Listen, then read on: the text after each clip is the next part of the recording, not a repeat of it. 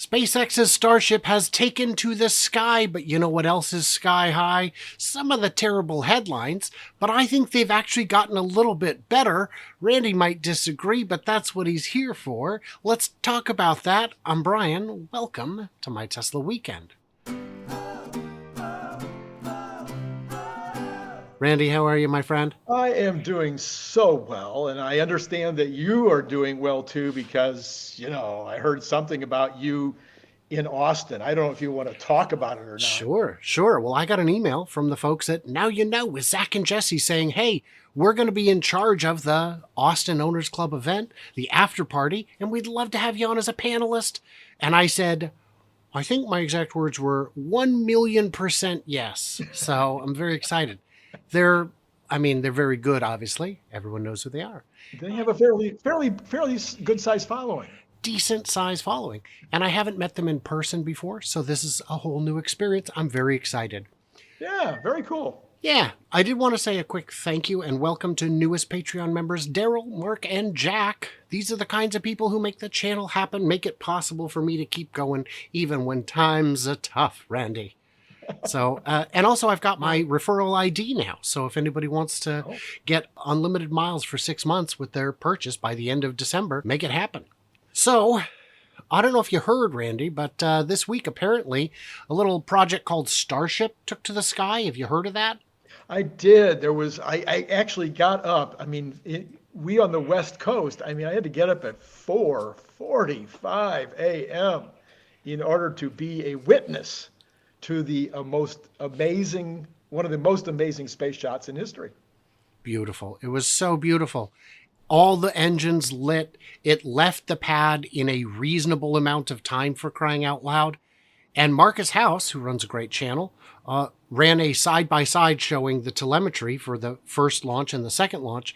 And you could see that at pretty much every part of it, the second launch was moving at about twice the speed of the first launch, which would make sense because all the engines were going, for crying out loud. Yes. And it was so beautiful. Now, I am of the opinion that the headlines have gotten a little friendlier.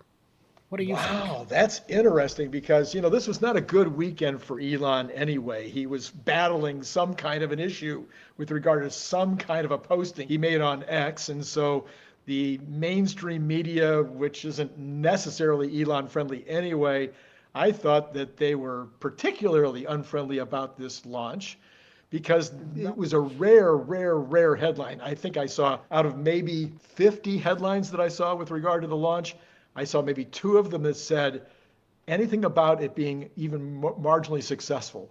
Okay. Most of them were exploded, failed again, another bad part of Elon's bad weekend, that kind of thing. I did see those, but on the first launch, we saw everything from environmental terrorism type things to, destroyed the launch pad to, it was on the first launch, it was 100% negative. So when I just went to Google News and searched Starship, here's what I got. CNN, the most powerful rocket ever built, just went farther than it had ever gone, then was lost. That must have been the one I saw. That was good. Well, okay. But again, this is just, and of course it does cater a bit to what you click on. So maybe I've got less sensational stuff than the average person might. Reuters, SpaceX Starship launch failed minutes after reaching space. That's not great, but it's not as bad. Nature, SpaceX Starship launch ends in explosion. What's next for the mega rocket? That's not great. This one is great. This one's great. You're going to love it. NASA chief congratulates SpaceX on Starship's explosive second test launch. You just had to get it in there, didn't you? SpaceX. Now, this one may surprise you. CNBC, not famously friendly to Elon. SpaceX's Starship rocket reaches space, but is intentionally destroyed mid-flight. That's pretty fair. I think I did see that one, and I believe that was the one that I considered to be the most positive that I had seen. Wired, going with SpaceX's Starship lost shortly after launch of second test flight.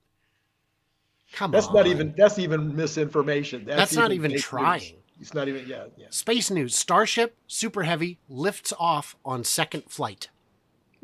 Lifts off a second flight. Reaching Hey, nothing. It's that's like you have to great. look inside to find out what is actually in the box. But they lift, I mean, that's true though. Bloomberg SpaceX Starship explodes, though craft reached new milestones. At least Oh, we're getting the those in oh, there. yeah, And the last one on this list, Ars Technica, which I call Ars Technica because I can't be arsed. Starship brought the thunder as it climbed into space for the first time. I'm telling you, man, the sentiment has shifted. I At, see. I at, see. in that even the negative ones usually still have a silver lining, A butt, yes. a but. Yes. Although which order they put it in is up for debate a bit. Yes, yes. But So, yeah, what do you think of that? the thing that grieved me about this is that no matter how you feel about Elon and no matter how you feel about space, no matter how if you're in the business, if you're in the business of writing this kind of content, wouldn't you want to at least be cheering on progress, cheering on science, This is in history. generating another generation? That's odd. Of people that might want to, get involved in science so they can be part of something like this. And most of those were not certainly the kind of thing that would excite me about space. The Apollo missions, really everything up until 1986's Challenger disaster, every headline you saw was cheering on Yes. space, was cheering on the race for space. But these publications don't owe anyone the truth, I guess, because the truth doesn't pay, clicks pay, and they know which side their bread is buttered on. And as far as my doctor, Seuss, told me it's butter side down. So that is a thing, I'm told. The other thing that happened is not only is the news softening, but it has to. Because when you look at the comments on these articles, or find them on X or Reddit or wherever you may find them, the top comments are always adding context, saying, no, no, no, look, you can say it blew up, but that was in the flight plan. Yes. They were well, no, these failed. The Starship has a 100% failure rate. Why? Because did it meet the mission objectives? The mission objectives were clear the tower without destroying the pad, check, check. Get all the engines lit, check. Stage separation, check. Now, they did have additional missions, but those are stretch goals. Because when you file a flight plan with the FAA, it has to include every eventuality, including success. Everything works. Everything works. Because if you only file the flight plan to as far as you think you're going to go, and you make it there, you have to terminate.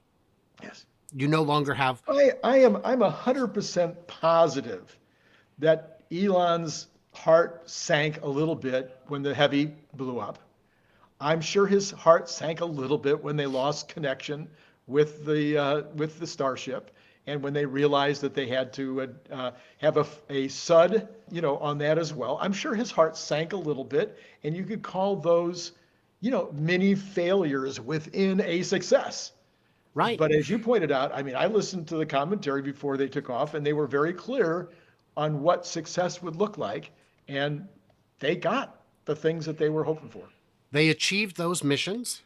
They would have liked to achieve more. Well, NASA should be building rockets. Guys, NASA, I don't know how to tell you this. NASA has never built rockets. They've always used contractors, all of whom cost more. Yes, lots more. Lots more. Yeah. Yes. SLS is looking at north of $1 billion per launch.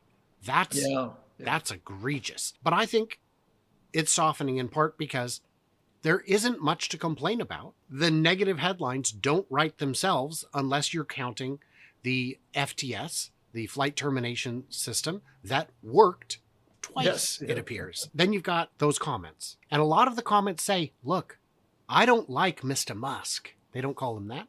They call him Elmo and things like that, which right there tells you everything you need to know about them. I don't care for Elon, but this was a success.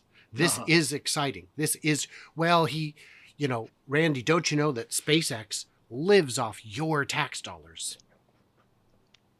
Does it? Not so much. So let's see. Okay, so the U.S., not NASA, and any other agency, Army, Navy, et cetera, that are paying lots and lots of money to SpaceX, as you just pointed out, they got to pay somebody. Hmm. They're going to pay General Dynamics. Is General Dynamics still a thing? I don't I know. think I they don't. got bought by somebody and They then might got have bought been. again. But Yeah. you've got you've You've got got these ULA. you got Boeing, Yeah. you've got all these folks that you've got to pay somebody to build these things. And last time I checked, SpaceX wins the bids every time. So much so that the losing bidders keep suing because they lost the bid and they think that there should be at least one other player in the game, even if they can't come close on the bids. Well, they're not wrong. NASA does like to have two winning bidders. Yes. And a good reason for that is they selected United Launch Alliance to perform crew resupply and crewed missions to the space station. And they have yet to achieve a crew certification and have had just a string of failures. Well, this whole Starship thing, Randy, this is not new technology. This is stuff we figured out 60 years ago. Okay, well, why can't Boeing get back to orbit? Right. Why can't Blue Origin, who is older and had essentially infinite funding at a time when SpaceX had 100 million, why have they still not reached orbit? It's because it's rocket science. And it turns out it's a little bit challenging. I don't know if you know. Yes, well, I have been learning more and more about it. If anything, I am not. I am not a space scientist or a rocket scientist, not even close. But, being part of this entire environment, you learn and you learn and you learn, and you get more and more information about it. And I found out, it was only a few weeks ago that I learned that reaching orbit had to do with going this way, not going this way. There, there, there is only escape velocity, not escape altitude. Yes, I seen how I've heard that word escape velocity all these years, but some program the other day, I can't remember whose, finally it sunk in. It clicked. So here's the problem we get with a lot of armchair engineers on social media talking about things like Kessler syndrome. One satellite hits and then they all hit and then they're all hitting each other. And now it's just an endless field of debris that will prohibit humans from ever reaching the stars again. These people have not played Kerbal Space, and and they need to, because orbital mechanics is not something humans are wired to understand instinctively. There Yeah. is no survival benefit to humans understanding that.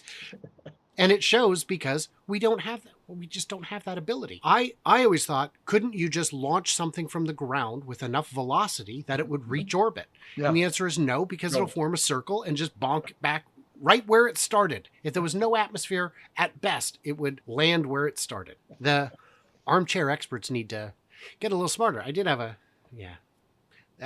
I could give infinite examples of people being pants on head crazy on social media with absolute certainty that they're correct. You do raise, though, one other issue, which these guys, butter side down, peanut butter side down is even worse. And that's usually how the peanut butter jelly falls. Mm-hmm. You've got a problem with space becoming, oh yeah, oh whatever. Believe it or not, in 1957, I was a wee child. And I was, mesmerized by the idea of these satellites going up into space and Sputnik and all the rest. I was a wee child in those days. And my dad actually bought the soundtrack, 45, for those of you who remember 45 type records, he bought a 45 that was just the sound of the rocket taking off and put it on his stereo, one of the first stereos in those days, opened all the windows and all the doors in the house, put it up on the highest speaker he could possibly get, and, made the house shudder. I mean, that's how exciting it was in those days, and everybody was into it. Now it's just another rocket launch. And so you need to have some kind of something in the headline to get people to read it. And that could be part of what's going on. Now, I will guarantee you that my viewers are definitely interested in hearing about when you were a wee lad in 1857 reading H.G. Wells' Journey to the Center of the Moon. But here's a question, and I'm sure you know the answer. If we got Apollo to the moon, why is Starship so much harder? What's the difference between the two rockets? the difference between one of the differences would be the total weight that needs to be lifted off the ground, the total thrust required, the total actual vertical size of the entire vehicle, and also I think maybe the ultimate goal of the vehicle, as opposed, which includes landing it back on Earth at some point. So fins down. So are in a what's that mega whatever that thing's called? Chopsticks. Chopsticks. It has another name. I forget. Some kind of I forget. Anyway, so all of those things would cause it to have multiple layers of additional complexity involved. That's exactly right. It's far more complex. Not only is it volumetrically bigger, taller, well, why does it need to be? Because the payload is substantially higher. We're not trying to get a tiny capsule to the moon. We're trying to get all of the pieces for a base to the moon. And rapid reusability. If they chose to fly it without the grid fins, odds of success go up, except that's only one step of the success. We didn't get to test the next steps, which are critical to making it affordable. Apollo was a $50 billion project, and Starship is at less than 5. And well, yes, but it's it's 100% failure. Got news for you. Every one of those Apollo rockets that flew, those Saturn V's, are all in the ocean now. Yeah, right. So I don't know where you thought this was going to end up apart from the ocean, but my whole point, and I want to get comments from you guys, has the news softened on SpaceX? Has it gotten a little bit more reasonable? Meet us halfway. And for that matter, would the news still have found negatives if it made it all the way around to Hawaii and splashed down as ideally hoped? Would the news have been any better? They probably would have said that the entire flight was anti-Semitic. Randy, thanks for coming on. Everybody, don't forget to like, subscribe, do all that stuff. Maybe check out Randy. He does a show or two every few hours, so that's exciting. And for everybody else, stay tuned, stay juicy, and I can't wait to hear from you clever robots, perhaps even in Texas.